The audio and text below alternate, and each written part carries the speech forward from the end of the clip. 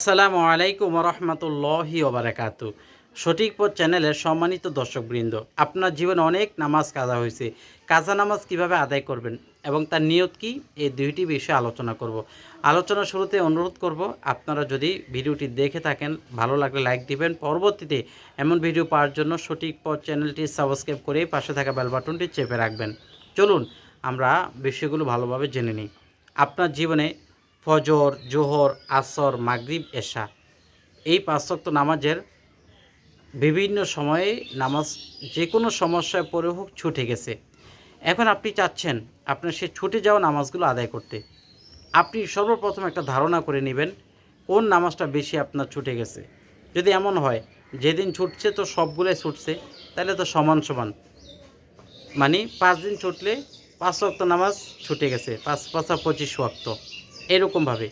আর যদি এমন হয় যে না, আমার কোনো সময় ফজর মিস নেই, মাঝে মাঝে শুধু জোহর মিসিস আর এশা মিসিছে, তাহলে ওই জোহরটা আর এশারটা আপনি হিসাব করবেন কত ওয়াক্ত নামাজ আপনার ছুটে গেছে। এই ছুটে যাওয়া নামাজগুলো আপনি আদায় করবেন। নামাজগুলো কীভাবে পড়বেন?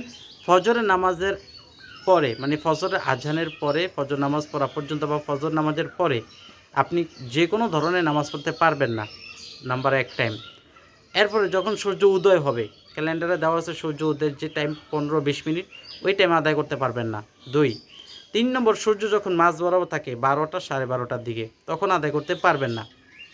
৩, ৪ হলো আসর নামাজের পরে, আদায় করতে পারবেন না। ৫ হলো মাগরিবের একটু আগে যখন সূর্য অস্ত যায়।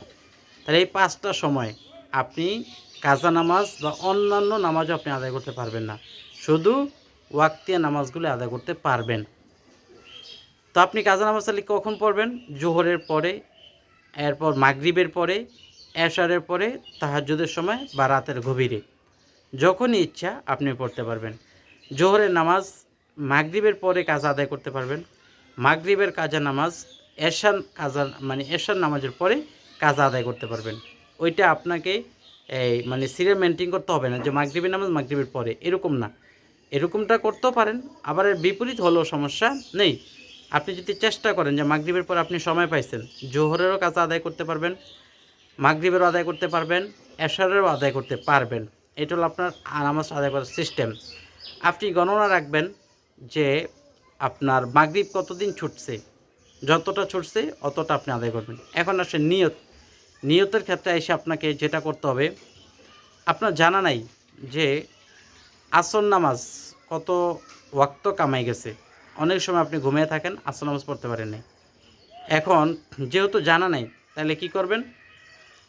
মনে করেন আপনার পাঁচ দিনের ৫ ওয়াক্ত আসর নামাজ ছুটে গেছে, আপনি কিন্তু জানেন না যে ৫টা। তো নিয়তটা করবেন, আমার জীবনে যত ওয়াক্ত আসর নামাজ কাজা আছে, ১, ২, ৩, ৪, ৫, মনে হয় ৫টা। আপনি বলতেছেন যত ওয়াক্ত, এটা আল্লাহ ভালো জানেন। তা আল্লাহ তাআলার সাথে বলতেছেন যে আল্লাহ, আমার জীবনে যত ওয়াক্ত আসর নামাজ কাজা আছে তার প্রথমটা। তার মানে সর্বপ্রথম কিন্তু আপনার এই আসরটা ছুটেছিল। তা আপনি তো আল্লাহর সাথে এটাও বলতেছেন যে আল্লাহ, আমার জীবনে যতগুলো আসর কাজা আছে তার সর্বপ্রথমটা আমি আদায় করতেছি। আল্লাহু আকবার।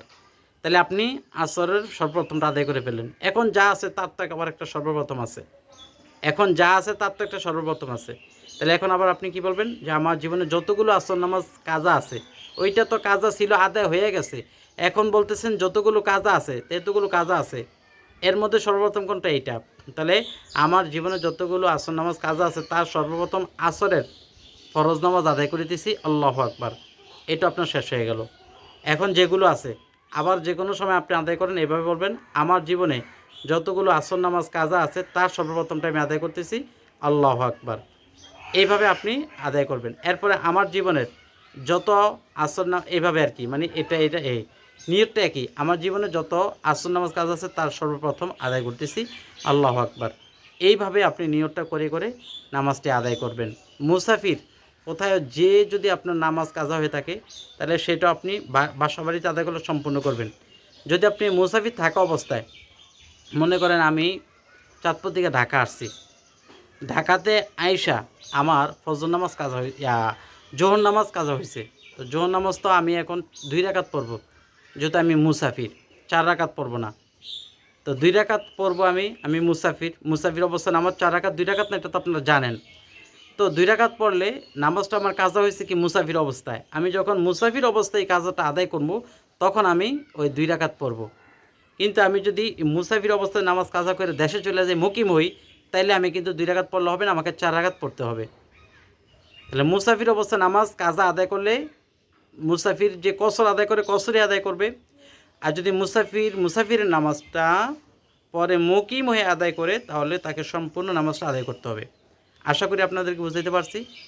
যদি আপনাদের এরপরে কোনো কমেন্ট করার থাকে, প্রশ্ন থাকে, তাহলে আপনারা কমেন্ট করবেন। ভালো লাগলে লাইক দিবেন, শেয়ার করবেন। আসসালামু আলাইকুম ওয়া রাহমাতুল্লাহ।